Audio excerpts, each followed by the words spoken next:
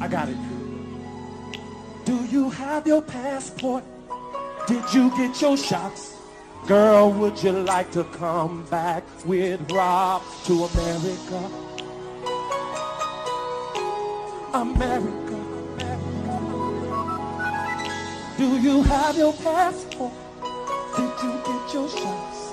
Girl, would you like to come back with Rob to America? America, America. Beautiful. Do you have your passport? Did you get your shots? Who wants to come back with us to America?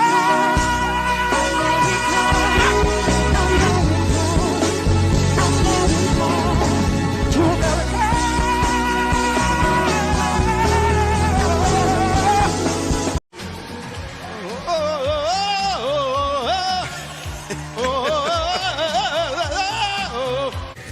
Down to the Nyla Rose, Nyla Beast, native Nyla Rose the Beast. We saw last week on AEW Dynamite. Bam, bam! Down with the best friend, sorry. Thunder, Rosa, she's Rosa, Thunder, she's Rosa. Ruby Soho, Ruby Soho. I know you would love that. I knew you would love that. Ruby Soho, destination, no, whoa. I do love that clip. Oh, shit. Hello, everybody. Welcome to the show. All right. What the fuck did we just watch? Yeah. It was a shit show, dude. Way worse than last week's. Trey's dead. Trey's fucking dead. Oh, Yeah, dude. Just Holy shit. Yeah, It just- it was really bad. It was really, really bad. it's the same reaction me and Trey had last week. We're just like, Yeah. this is a dumpster fire. yeah. And I know Cream wasn't there, but this is worse than last week, right? This had to be worse than last week. It's up there. It's up there. Like, Pretty bad. It's up there. Okay. Let's say hello to chat and we'll get right into it because this is Lot to unpack here. I feel like we could be on the stream for like 2 hours and we want to keep it to an hour max. It is late. Trey has some Chinese women to have sex with, so we have to allow him to do that. Oh, dude, making them. I can't even say the joke. All right. Jalek is here in the chat. Hello, Jalek. Jack of all casuals is here. Gravy D is here as well. All right. People are piling in. You know, doors just open at the pin down arena. Welcome to the VIP section of the pin down arena. Holy shit. Welcome to the Trey has yellow fever. Yes, he does. Yes. Welcome yes. to the All the AEW yellow arena. fever. Very few people show up. Why is Yep. why is R. Kelly asking for your passport? No, just accept I don't it. know. Would you like to go back with Rob to America?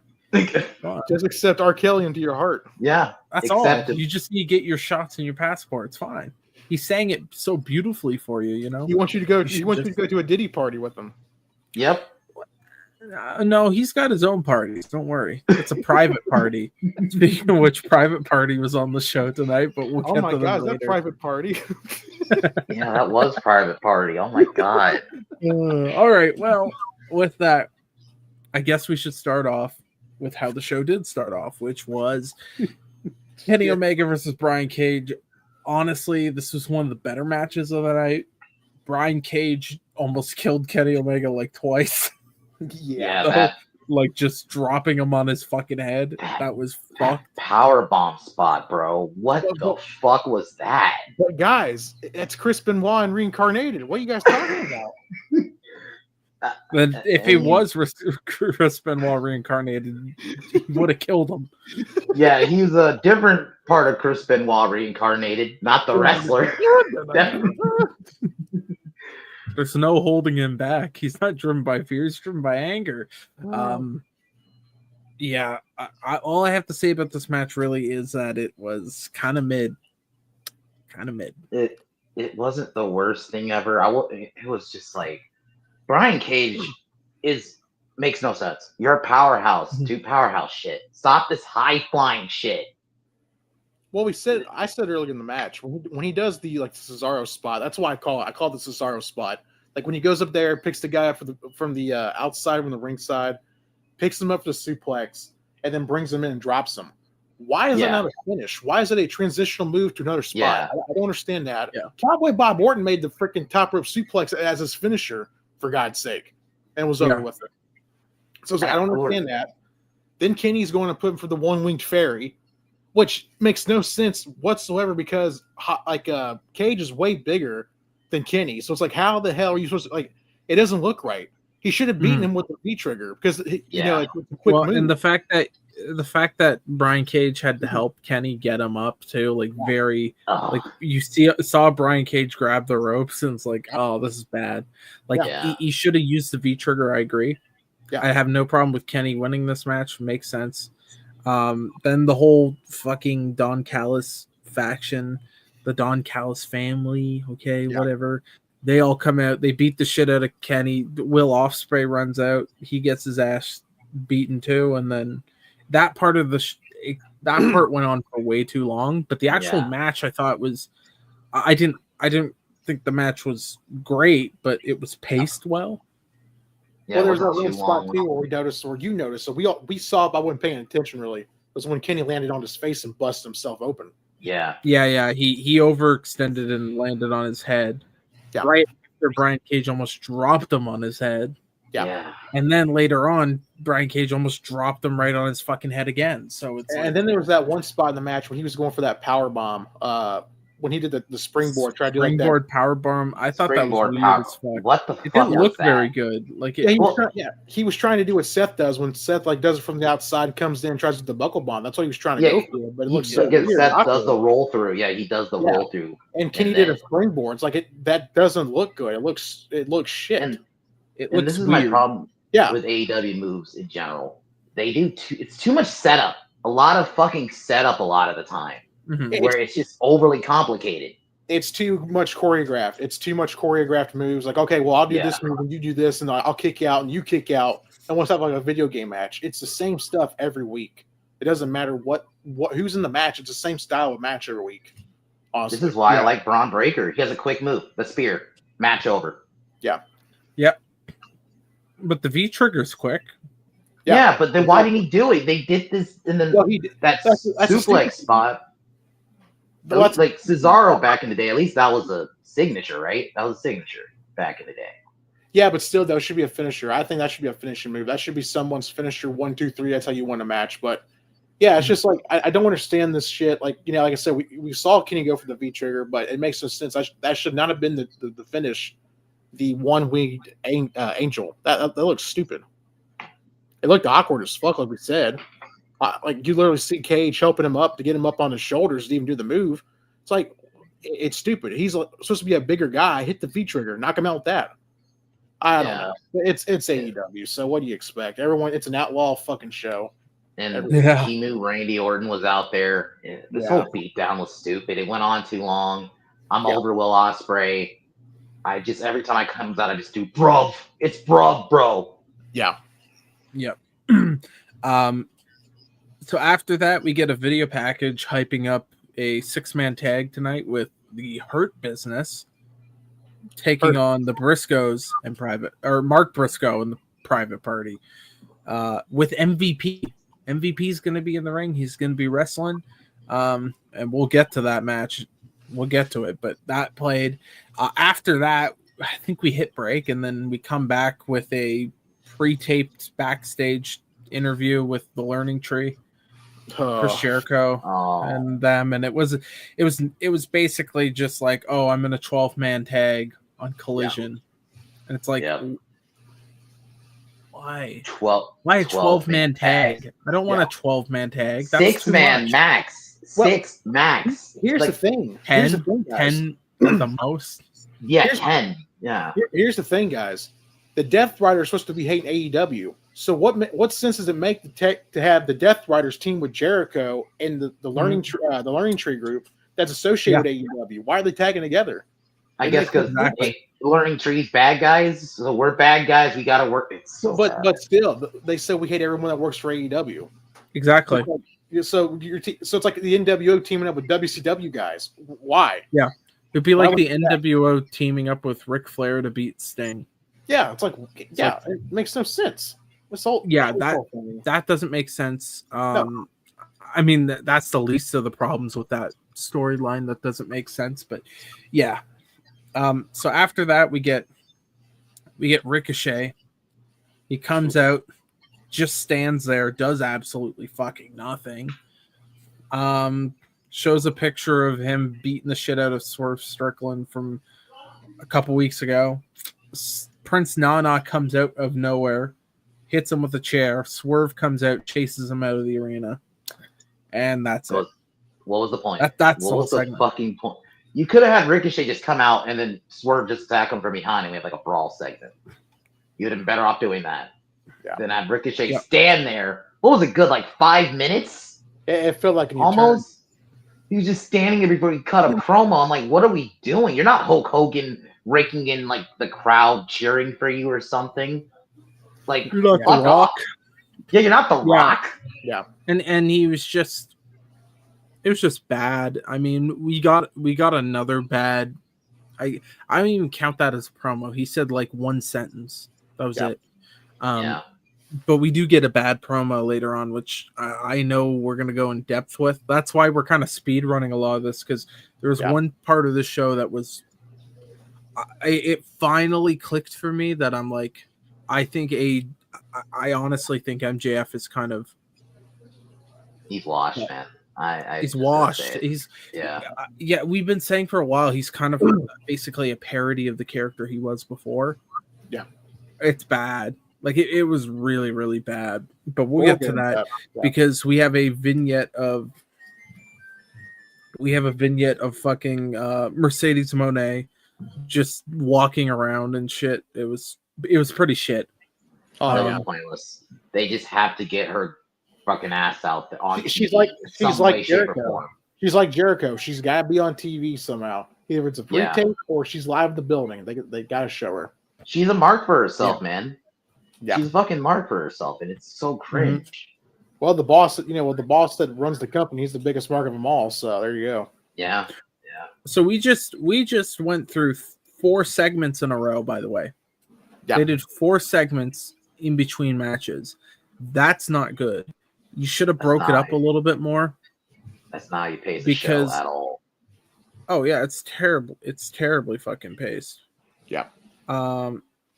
So then we get another match. We get that a 6-man tag between the Hurt Syndicate versus Private Party and Mark Briscoe. I thought the match was okay. It's just after sitting through 4 segments in a row. Yeah. It does not break up the monotony. It's like segment after segment. Oh yeah. Segment. Like I'm yawning. I'm yawning right now because like I almost passed the fuck out watching the show. Like, it was fucking boring. Like, it really, really is. This is the same way I had to put on I think I was putting on because I'm going through Rumbles right now. So I was like, I'll just put the 2010 Royal Rumble on to kind of the fact that Christian and Ezekiel Jackson kept my attention more than this show is bad. Christian and Hook. Yes. Christian and Ezekiel fucking Jackson. Yeah. That's bad. Oh my god. Yeah, I don't know. I'll let you guys talk about this. I gotta get some water or something, dude. I gotta go get a coffee or wake myself the fuck up somehow. Holy shit. Excuse me. The Hurt Syndicate match was good. I don't think it was like Cream said, it was mid. It was mid. But the thing is like the thing is like I don't know why if they're going for the freaking takeover storyline. We said this last week. Why is it not the Hurt Syndicate? Because these 3 guys are more believable than Moxley's group. And they're outsiders. They're actual outsiders. And Bobby should be in there taking over the world title. John Yes. Moxley should be defending AEW because he's been in AEW since the get-go, right? He's like, like he's like one of the not the founding people, but like he's one of like the what do you call it? Early big signings. He was one of their early big signings, and Bobby should be coming in saying this company is dog shit, which it really is. But he takes the world title and he keeps it hostage, and then you build up someone that's overthrown him to take the world title from Bobby. John Moxley can't do it. Kenny Omega can't do it. Hell, if this is Jericho from 5 years, Chris Jericho couldn't do it. You got to Samoa Joe, even Samoa Joe. You need someone to build up to defend the company. Yeah, you're right. I was so bounce off you real quick. Like Dean Ambrose right now should probably be a babyface. He should be the defending babyface right now. Yeah, and then Bobby's the. I don't like that Bobby's just in 6-man tags. The match wasn't bad, but I don't like he's just in random 6-man tags. But that's the point I'm talking about. Like they could have had Hobbs to come into the group. He comes in there. Bobby comes, Hobbs comes in there and's like, oh, I'm here for AEW, and he just shit cans Moxley and aligns himself with the Hurt Syndicate because you know why? Because it fits. Because Bobby and all those guys can elevate him to a higher level than what he is right now. He's been in this company for almost 5 years, and he's the same spot as he was before. Stop, start, stop, start, stop. Get injured, stop. And it's really fucking annoying, and I'm sick of it. Hobbs should be doing way more than what he's doing, what he is now. Hobbs should be one of your he should be like one of your pillars of your company to build around. If anything, he could be like in that Continental title scene, whatever you want to call it, the mid-card title scene, whatever. The TNT title. But the thing is, they can elevate him so much because they can do the evolution thing. They can build him up, teach him everything they know, and then finally he has enough. It's like, you know what? I can do this on my own, and he takes out the Hurt Syndicate. Batista pulls a Batista. Literally have him pull a Batista. Exactly. Oh my god. Exactly. Bobby versus Powerhouse Hobbs. Oh my god. And he can elevate him. I'm not gonna lie. I'm really close to passing the fuck out, so I don't even know where we're at anymore. Are we talking about the main event? We just finished the Hurt Business 6-man tag. We're talking about we're talking about the main event. So do we want to just get the main event out of the way? Yeah. What was the next match after that? Was it the Jeff Jarrett segment? Yeah, we're gonna talk about Jeff Jarrett. Yeah. Yeah, there's Jeff Jarrett. What's wrong with me? No, I'm just tired as fuck. I've been up all day. That's all. Cream's been gooning all day. That's why. And honestly, that dude, that show almost put me in a fucking coma. If you guys don't watch AEW, this is what we do. We put ourselves through hell to try to give you guys an honest review every week. Trust me, it is boring as fuck watching that program because I felt like I was falling asleep last week. It's worse. I was in Cream shoes last week. It's worse too because it comes off after Raw and NXT being good, and then it's like, give us this shit. Yeah, and then we're stuck with that. Yeah, but the Hurt Syndicate won that match, so finish that match up. They won. So we hurt people. And MVP is so bad. MVP is so bad. And MVP had the Punisher logo on his singlet tonight, which is kind of funny but weird. Also, I don't know how he's not getting sued by Marvel, but I think he did that. He did that in WWE when he wrestled a couple times in 2020. I remember he had a red one. Well, you know what? I forgot. They're not even using that logo no more. They changed the Punisher's logo, so maybe that's public. Oh, so he's fine. Yeah, he's fine. About that. All right. So, anyways, we get an announcement for next week. We have a tag match between the Death Riders and rated RTF, rated FTR. Holy fuck, I'm tired. Rated RKF. Okay. Rated RTF. I didn't even say K. I said Tay. Yeah. Rated R. Who's rated R? I don't think I can say what Creed just said right now. Rated FTK. Rated FT Con. Oh my god. So anyways, oh yeah, so it's not a tag match. Oh my god, I'm so sorry. It's actually a match between Edge, Cope, and Pac, and Pac, not a tag match. Yeah, next week in Knoxville. Yeah. All right, so let's move on. We get to this segment. I think this is where the show went from being kind of mid to really fucking downhill. Oh boy. MJF and Jeff Jarrett. So Jeff Jarrett comes out. You know, we get welcome to Yeah, we get his TNA. yeah, I wish he just. I And wish so he just anyways- used his TNA theme. I just used that one. That is his TNA theme. Yeah, It that is. is. That is. Yeah. Oh my god. Oh my god. Cool. Oh, when we go back and watch TNA, you're gonna fucking hate that song. The amount of times you're gonna fucking hear it. So, anyways, he comes out. You know, he starts talking. He gets cut off. MJF comes out, and the crowd was pretty dead all night. They didn't give a fuck, bro. It was a little bit better because it's a smaller arena, so you hear more of when people are loud. That's one thing they should be using to their benefit with these small crowds. But it was pretty dead. And people were quiet during this. Yeah. You know, when they were listening to it, which is not always a bad thing, but there was not really any cheering or anything. If I can intervene just for a second, it felt like a funeral. It felt like an actual funeral. Yeah, I could agree with that. It was like Japan, but worse. Yeah. Yeah. Yeah. At least they clap when they see a cool move. We didn't They get that. they pop Yeah. sometimes, like at least. Yeah. But so what happened was MJF jumped the fucking shark. All right. I think this is the full jumping the shark moment. It was a terrible promo. I mean, he made a joke about Karen Jarrett. Oh, good one. Yeah. Who could have like seen that one coming? Like Kurt Angle didn't do that back in 2007. Low hanging fruit. Yeah. Yeah, it's low hanging fruit. It's easy. Yeah.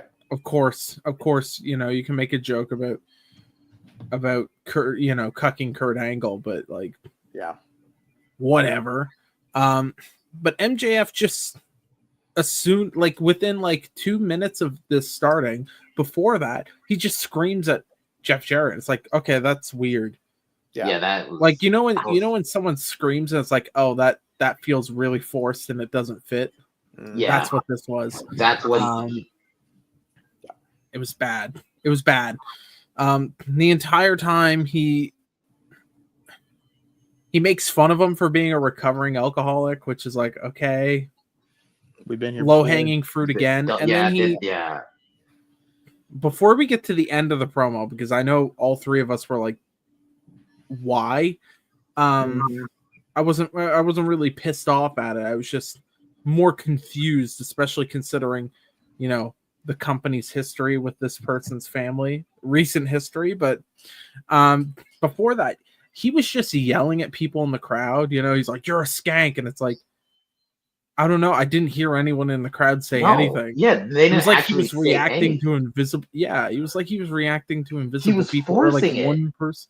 Yeah, He was forcing it. He was like, "Oh, I'm doing the reacting." He was doing the New Day thing, but the New Day actually are getting gawked at. Same with Dominic. They actually get people saying shit to them, so it makes sense. When Was it John Cena's mom that was booing him? Then maybe that's why he couldn't see her. yeah, maybe. Lovely lady, by the way. We're a big fan of John Cena's parents. We love John Cena Sr. on this show. Shout out. yes, shout out John Cena Shout Senior. out to John Cena's dad. My favorite wrestling personality of the early 2000s. Even better than John Cena Jr., you know? I'm just saying. So yeah, the promo ends with making statements about Owen Hart. And it's like, why? Well, Because here's the thing, here's the thing. His family is super sensitive about this shit. This is why WWE doesn't even fucking mention his fucking name, even when it's a positive thing, because they know that this family is going to go absolutely berserk ape shit, right? The only one who can get away with it is Brett. So if no one else mentions Owen Hart. Remember what they kind of had a little bit of a freak out when Mark Henry mentioned him at the Hall of Fame. Yeah, Yep. A little bit. That. And so you mention him in this promo, basically insulting him. Like, and this is the same company that makes a big deal about doing the Owen Hart tournament. Yeah. Like, you can't do both. Here's my question real quick. Or not my question, here's my thing. Jeff Jarrett's retour back to MJF, that was shit too. Let's not gloss over that too. Let's not forget about that. His retour back to MJF was really bad. He basically said the same thing MJF did, but turned around about his girlfriend, Alicia. Yeah, he said, excuse me, what's her name? A towel or some shit. Yeah, he also called his mom a whore. Yeah, I called his her. dad an ambulance chaser. and said his mom charged his dad to impregnate her. I was like, so okay. What are we doing? When he said, excuse me, when he said your dad's an ambulance chaser or whatever, was that a Jew joke? Because I think his dad's a lawyer. It wasn't a Jewish joke. It was a lawyer joke. You get a bunch of scumbag lawyers who wait in the emergency room, and that's what an ambulance chaser is. They wait in the emergency room for people with injuries and then hand their cards. Okay, I thought he was going for like a Jew joke there because I think Jeff's dad. Oh no, it was just a scumbag lawyer joke. Well, I mean, remember last year they freaking had the roll of quarters when the Hamas and the Israel thing was going down last year. Yeah, and they called him Feinstein, MJF. Yeah, here. So that was surprising. That's why not great look. Yeah, not good at all. But Jeff's reply back to this promo was really bad. Really bad. Stupid. It was bad on all parts, and then it ends with a brawl. Yeah. Karen Jarrett grabs her, runs away, and I'm like, this is fucking bad. This was amateur hour. I think this is one of the worst segments I've ever had the displeasure of watching. It was terrible, and it really does affect how I look at both guys who are involved. Because it really was that bad. Like I'm sorry. I love Jeff Jarrett, but like this was fucking terrible. And he's been a part of a lot of shit. This is one of the worst in my opinion. This might be the worst. Like I don't know if it's the worst. There was some bad shit in WCW that he was involved in. For one, MJF when he just started just randomly yelling, I'm like, what are you doing? You're overdoing it. You're not a natural heel anymore. Like, I'm like, watch Dominic Mysterio in an interview. He's a natural heel. It comes off naturally. He doesn't try to do this overly aggressive shit. He doesn't say like low-hanging fruit, like, oh, you banged Karen Jarrett. I'm like, are we in 2007 again? Really? Yeah, this is like literally the lowest hanging fruit. It's like saying, oh, Shawn Michaels used to be a dickhead. It's like, okay, everyone knows that. That's a variable about him that everyone knows. Yeah. Like, and it's so fucking bad, man. Yeah, and you know that's another thing too. He basically called Karen a whore. He was fine with that, but as soon as he mentioned his best friends, like, okay, now I'm gonna kick your ass. Like, I understand they're best friends. Like, he just disrespected your wife. Shouldn't you be bowing up? And then you should be ready to. like when he said his your wife's a whore, he should have been like trying to hold his temper in, right? And then when he mentioned Owen, that's when he should have just teed off, right? Yeah. Well, he basically just disrespected your wife and you just stood there, did nothing. And then MJF like grabs your wife like a hostage, like it's like some like action movie. It's like Commando where Arnold's daughter's getting Commando. Yeah. And he has like the gun to her head or something. It's like, what are we doing? You're gonna comply, right? Wrong. It just blows his brains right there. And like I mentioned, you have MJF reacting to imaginary audiences like, you whore. I'm like, bro, it's not that incredible you're saying whore on TV. Okay. Or skank. Yeah. Or skank, like bro. It was like, it really felt like in that moment, it felt like he was I heard that and I'm like, that sounds like Bubba Ray Dudley. Even the way he said it was like, this feels like Bubba Ray in ECW, but so forced. Yeah. So forced in this moment. Like, it would work if the crowd was actually hot. Yeah, this is the thing. Exactly. Yeah, that's the thing. If the crowd's not hot, even somebody who is, I would say, is still good, MJF, although he's I don't know. He's washed, bro. Bloom's starting to come off. I hate this kid, but he is. That's why 2 years ago we would have been all like, "Oh, he's going to WWE." We would have all been happy, right? Yeah. But now, dude, 2 years ago he was probably the fucking best guy. the guy in wrestling. Like as a whole, probably him and Roman. And let's just put it like this. No. Let's just put it like this. Excuse me. This is what happens when you have a shit booker. Because look at 2 years ago when he was feuding. This guy was feuding with CM Punk. Yep. This guy was having an absolute banger of matches with Punk on Dynamite, pay-per-view. Their last match was the dog collar match, and he elevated MJF. Because remember, MJF was working against like Chris Jericho, and they did that stupid, dumb musical shit. Remember that thing? Yeah, and they got critical acclaim from it. Yeah. One mainstream reporter who was gay saw it and was like, I like things that are gay. Yeah. And it's just like, this is what this guy was doing. Then he goes in there, and when Punk leaves, he wins the world title. Then he's in a freaking shit storyline with Adam Cole. They hate each other. Then they're best friends. What was their stupid tag name? I don't even remember. Oh, fuck. Who knows? Anyways, it's just better than you, Baby. That's what their stupid tag name was. Better than you, Baby. Yeah. Oh, that's fucking. That sounds like a bad. Terrible Judas Priest song. Yeah. Yes. And that's what I'm saying. Yes, they turned him babyface too early. They could have been building up to that, but no, they had to shit the bed with that. Then he goes in there and won the world title. Then he loses his world title against Samoa Joe at World's End last year. Adam Cole turns on him. And ever since this whole thing's happened with Adam Cole and his feud, it's been dog shit. This whole thing's been dog shit. Tony cannot book. Don't forget, he randomly turned heel again, and then Cole's a babyface. Yeah. They just randomly switch places. They switched them. Oh, God. It was so bad. But you know what? It's funny you brought up Samoa Joe. Yeah. Mm-hmm. It's very funny because we had a surprise return. Samoa Joe came back tonight, and that happens in this next segment, which is Hook versus Christian Cage. All right, we finally get the payoff to this. This is actually one of the stories they've been building for a little while. It has Christian in it. I don't mind Hook. He's a little undersized, but I think he's all right.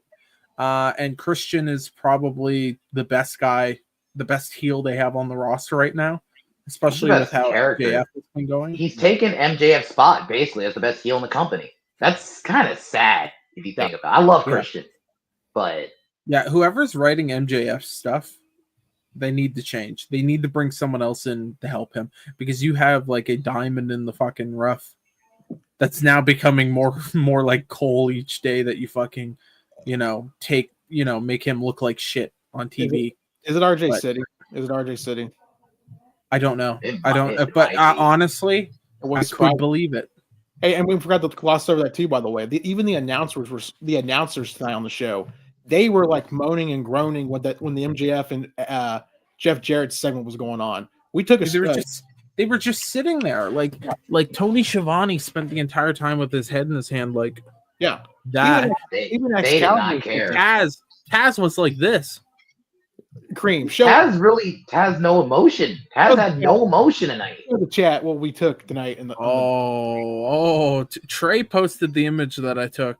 Yeah, it's good. It's good. It's good. Here it is. This is Taz's legitimate reaction tonight to this entire promo back and forth. Yes. And I think all three of us can identify with Taz tonight. We were with him tonight about this shit. That was his face. Like half the time. Yeah. During that segment. A legit screenshot. Yeah. I took the screenshot. It's bad. It's bad. AEW needs Vince Russo. You know what? God. At this point, be a step up. Might be a step up. I hate to say it. Yeah, he might be a step up. He literally. No.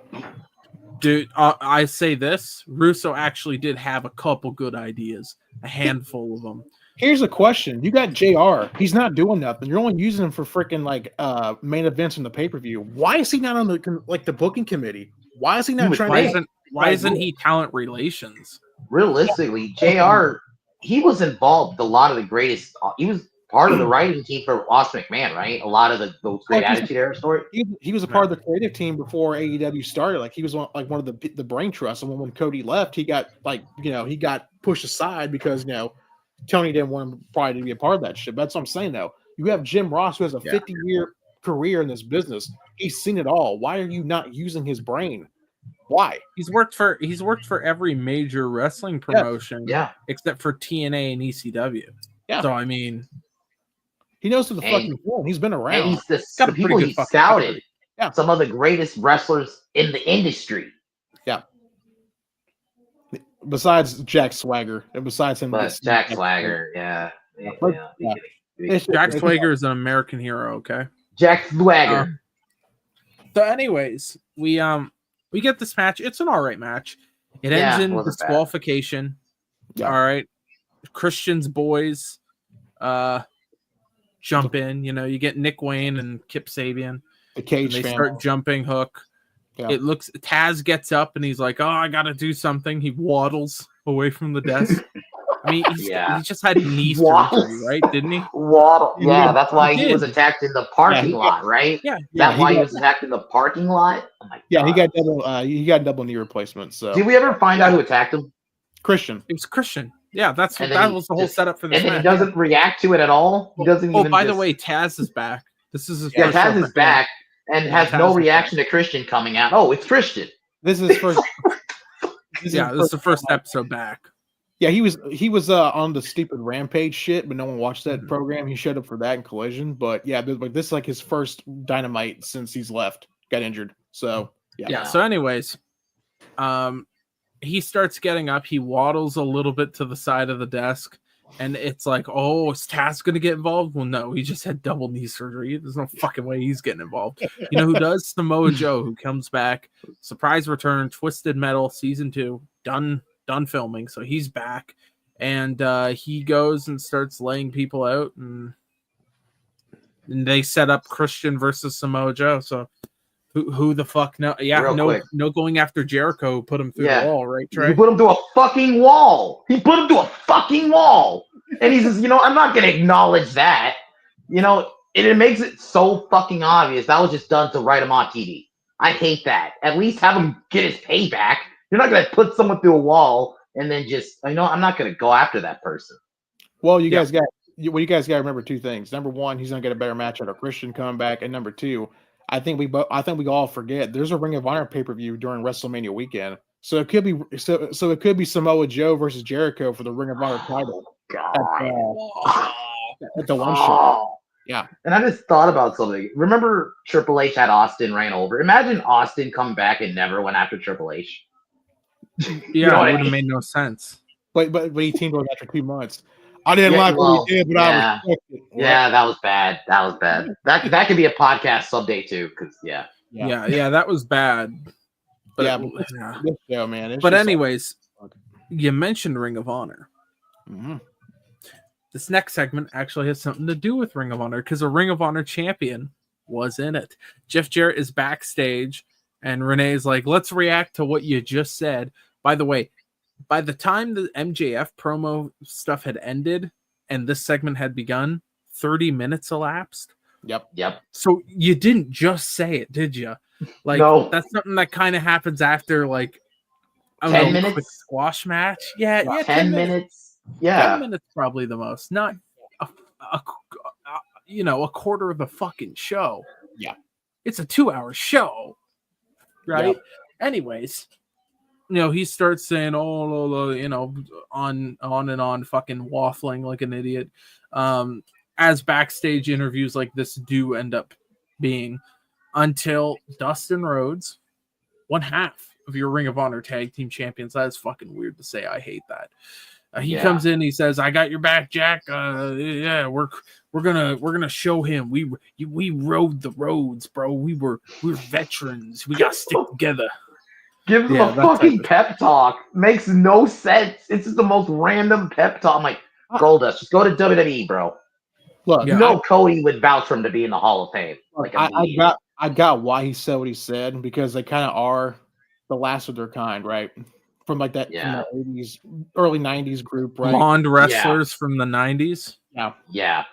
And I think I got why they did what they did. I don't like it, but I understand why they did it. Isn't Billy Gunn also on the show, though? Like, that's what I thought. Yeah, Edge is on the show. What the fuck are we talking about? There's a fair bit of older Christian and Chris Jericho. Yeah, Christopher Daniels has a Christopher Daniels. coming up. I Again. think next week. Yeah. No, tomorrow. Tomorrow. Oh, collision. Yeah. Tomorrow, collision. Yeah. Yeah. It's Speaking of fucking things colliding, we had 7 women collide into each other in the women's. That was a terrible fucking transition. In the women's gauntlet match. So we're gonna go through the order of people appearing. A gauntlet match. I don't know. I'm not a big fan of gauntlet matches, to be honest. It's stupid. I think just do a battle royal. Just do a battle royal. Do a battle royal or do a tournament. Yeah.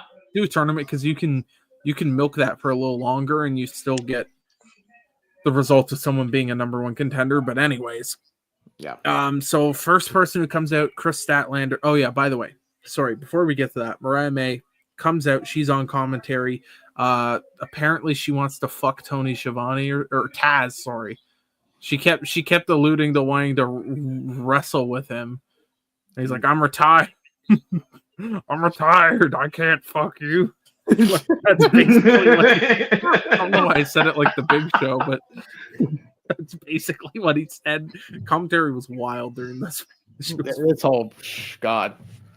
So, anyways, we get Chris Statlander comes out first. Jamie Hayter comes out second. They're fighting. The third person who comes out is somebody returning to the company who just signed 3 years ago. Megan Bain. Yeah. Well, she did, but she left the company and now she's back. Megan Bain. Yeah. So she's back from Stardom, right? Stardom and GCW. Yeah. Yeah. GCW. Oh, dude, GCW is like the 5th biggest company in wrestling, right? GCW is North coming America, up, at man. least. They have like a lot of these stars. Like Ricky Starks was on there. I personally believe that GCW is a dog shit promotion, but compared to AEW to them, GCW is a better. GCW is more of an outlaw show. They're kind of like ECW. They're pretty much shit. They do whatever they can. They got one guy that jerks himself off for his comeback. I mean, come on, really? But anyway. Well, to be fair, it is called a comeback. Yeah. So you want someone to get finished on their back? Okay, I can see what you're thinking about. Okay, but you have to be literal if you know. I mean, come on. Anyways, you're like that freaking nasty bitch that sleeps with 1,003 dudes. No, that's Maz's mom. Maz's mom. Anyways, we'll get confirmation about that with Lost Toxin Mail on Saturday. Yeah, we'll talk to him about that. Anyways, next we had, after Megan Bain came in, we had Julie Hart come in, Willow Nightingale came in, Toni Storm came in. Now I don't know if you know who's going to win this match. Spoiler alert, Toni Storm. And then we had Harley Cameron come in as well. So honestly, they have good talent in this women's division. They have to utilize them better. They have probably the second best. Honestly, it's hard to say because I think Raw is so top loaded with like Liv and Rhea, but I think the rest and Becky and because you can Becky's not really. Yeah, I can't count Becky on that. Yeah, but the undercard. The 2 stars of the division right now is definitely what Cream said. It's Liv and Rhea. It's Rhea. Everyone else is a good ways down. Whereas like with AEW, I think everyone's kind of close. It's not as good as NXT, but I would say they're better than SmackDown. Oh, far better than SmackDown. And the thing with it, as a division as a whole, I think AEW has a better women's division than Raw. Raw has more star power in Liv and Rhea, though.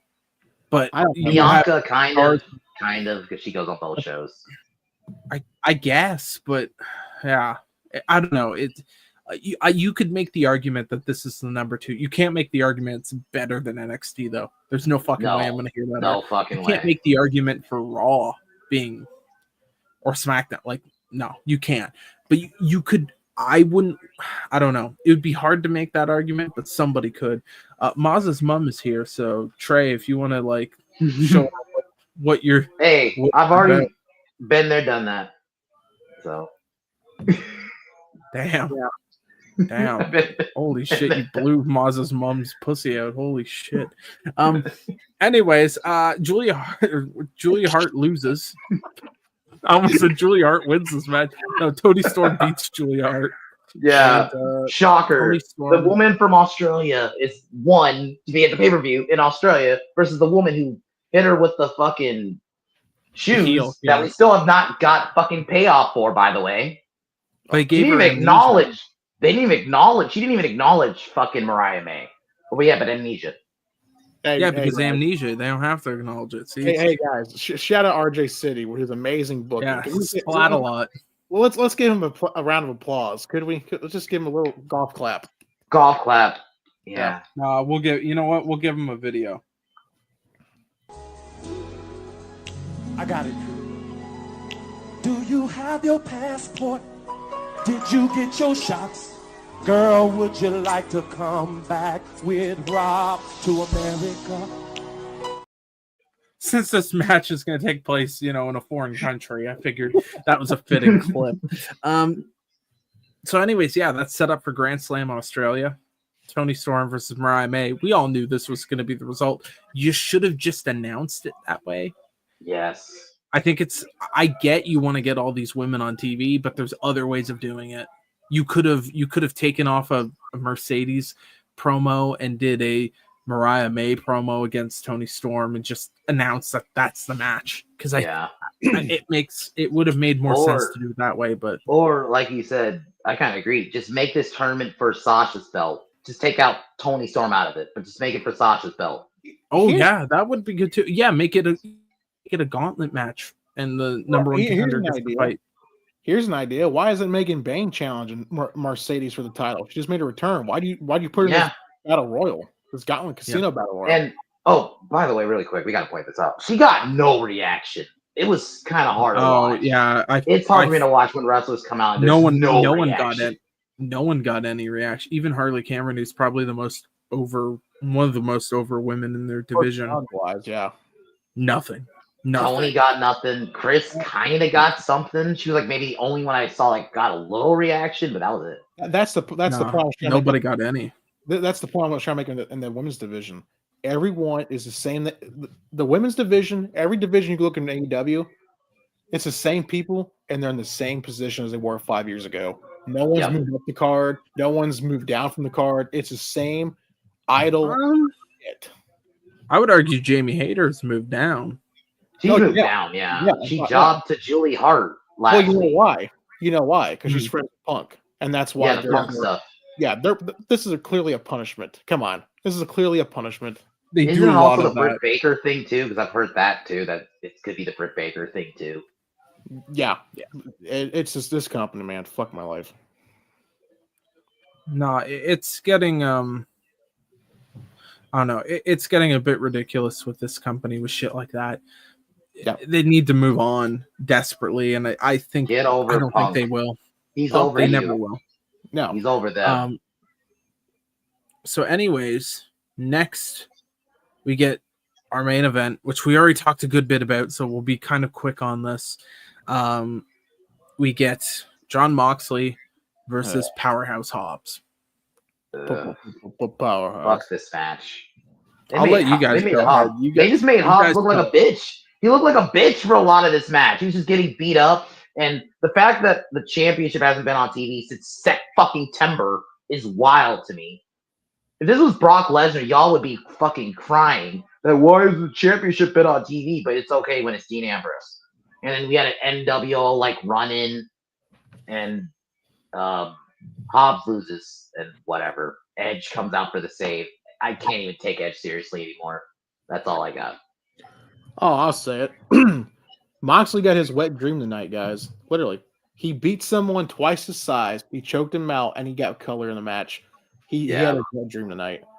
And he was bleeding out. How did he even bleed? He got bitten in the ear. He got bitten in the ear. Oh. So I guess Hobbs thought it was a piece of chicken or something. I don't know what he thought. It was like, hey, let me eat this. I don't freaking know. It's just, there's no storytelling. Everyone's like, oh, let's just do some random stuff. Like I said, I don't understand why they're not doing more with Hobbs. And if they really want to make a change tonight, they could have had Hobbs to win the world title tonight.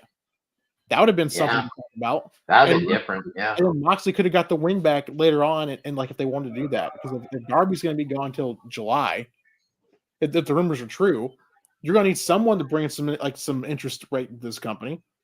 There's no one. No one cares.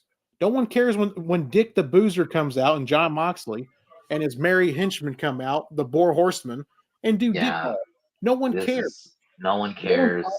No one's asking for freaking Wheeler Yuta to be on their TV. He looks like a child. He looks like a special child every week I see him. Why is he on my TV screen? Claudio. He's the only one out of all of them looks like a star. Pac had something a few years ago, but he's just there now. He's just another freaking goof. Yeah. And he's always in his gear. It's weird. Yeah. Isn't that can he not afford clothes? Is he homeless?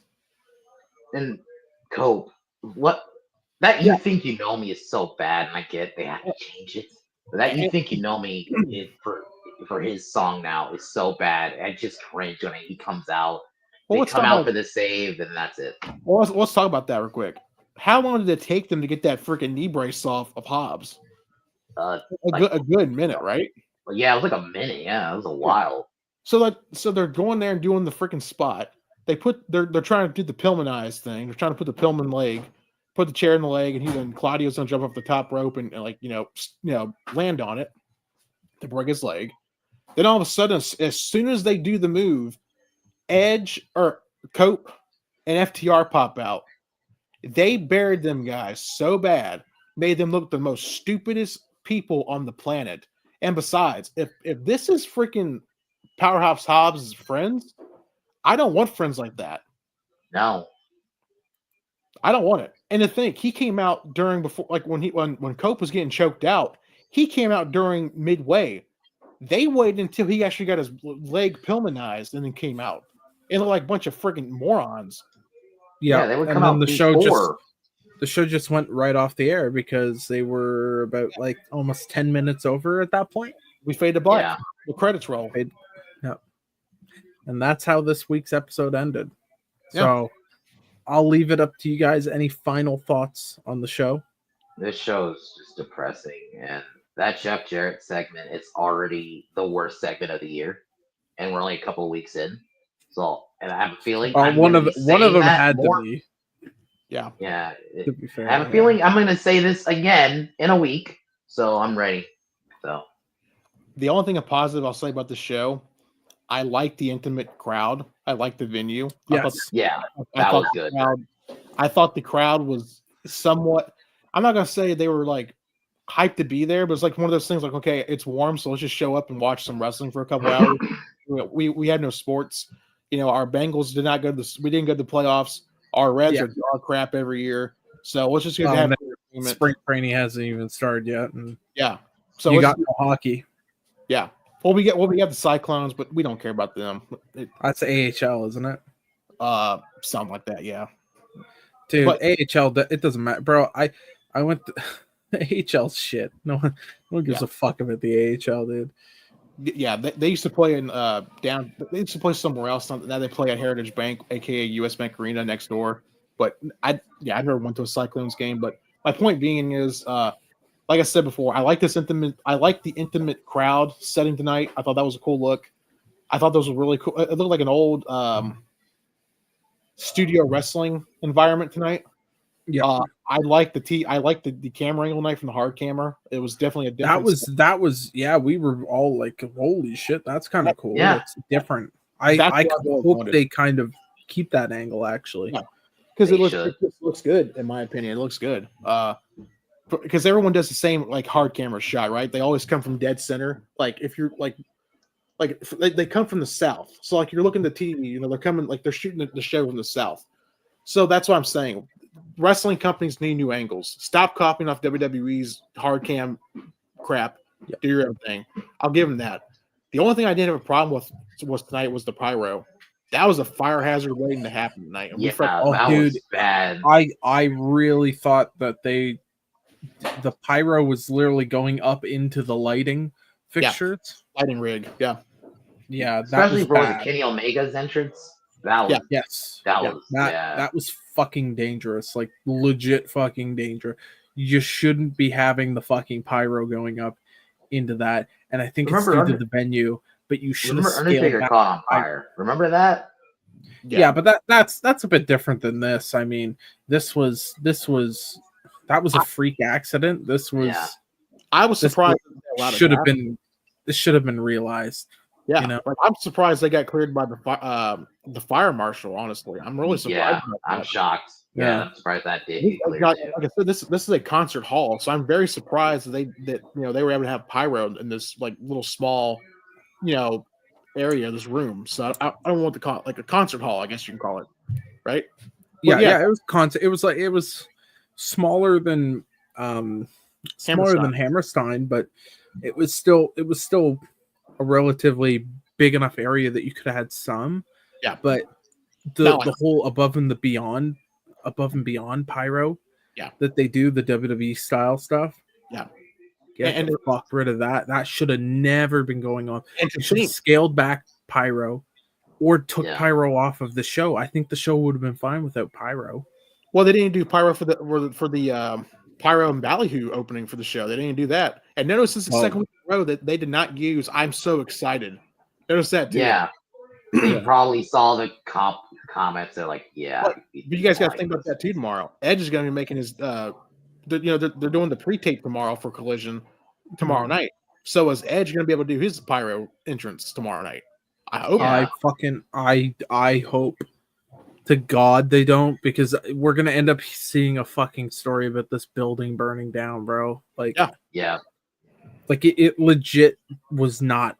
That was obviously not safe, and all three of us perked up when we saw that, and we are like, "Whoa, what the fuck was that?" Yeah, because because shit happens. Shit happens, but. Yeah, but they can't let that happen again tomorrow. Like literally, we're watching the Kenny Omega match, and we saw like the pyro soot or whatever you want to call it. We actually saw like coming down the mat. It was like, ooh, this is not good. I'm like, that's bad, bro. I was like, ooh. And Jack of all casuals in the comment asked me, so did AEW blow your hometown socks off?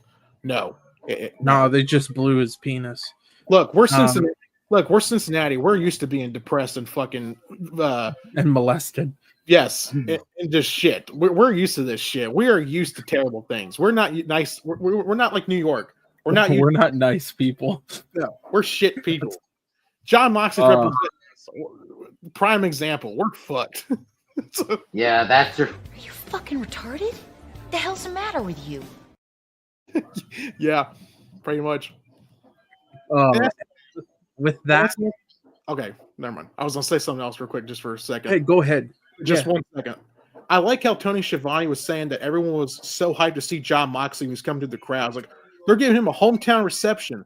When he came out, no one did nothing. They didn't give a fuck, dude. He came out from like the outside too, which was weird, in like a hoodie and a beanie. I'm like, what is this shit? This is your champion? Look, I know we're okay. I'm gonna say this and we're gonna wrap this up because Cream's gotta get to bed. He's got shit to do tomorrow for Gronkin. He literally came out from the Newport, Kentucky side. Where they're at, it's across the river. It's a Newport, Kentucky. He comes out like he's Johnny Badass with the snow. like, look at me. I'm wearing my Cincinnati hoodie that I bought for $20 at the local Walmart. Look at this. I'm John. Nick the Boozer over here, ladies and gentlemen, with his freaking married dipshits, the Boar Horseman. All right? And I can't take credit for Lukewarm Steve Austin and the Boar Horseman. Yeah. Lukewarm. Yes. That one's mine. That one's fucking mine. Go for that one. Who did Boar Horseman? Who was that? I stole that from Cornette and all them. So like I said, I'm not taking that. I'm not taking that one, but I heard that. I'm like, that's good. That's good. Lukewarm Steve Austin's mine. I don't remember ever hearing anyone else say that. If someone else, I think that is yours. Let me know. Let me know so I don't take. You're the first I heard. You're the first I've heard it. They did the Bret Hart Steve Austin finish tonight for Powerhouse Hobbs. They fucking did. Yeah. And the crowd didn't give a fuck. And the crowd gave no fucks. And it was reversed. Moxley was the one that got the color, not Hobbs. Yeah. Hobbs bit his fucking ear off. Yeah, that's what I was telling Trey. I guess he thought, oh, it's a piece of chicken or something, or a freaking steak. I don't know. It's just so stupid. There's not. Oh, let's just wrap this up before I go off to a tangent. We're gonna be like the freaking 2 in the morning. It's all bad. It's all bad. It's all bad. Yeah, that was our review for Dynamite. We will be back. Sorry, my voice is starting to go. We will be back on Saturday. Yeah. So we will see you then, ladies and gentlemen. Until then, take care. Let's hope SmackDown's better. Let's hope that I don't know. Fuck it. Maybe AEW will be good at some point again. Probably fucking not. I doubt it, bro. With not unless Tony steps down as Booker. That's it. That's the only thing. And that ain't happening. So that's not gonna happen. Until then, adios. What a bunch of idiots, imbeciles, stupid as it gets. Stupid, clueless idiot, a bunch of clueless nuts. Is there anybody here that's got any brains? Stupid, stupid, stupid every day, every night. So stupid.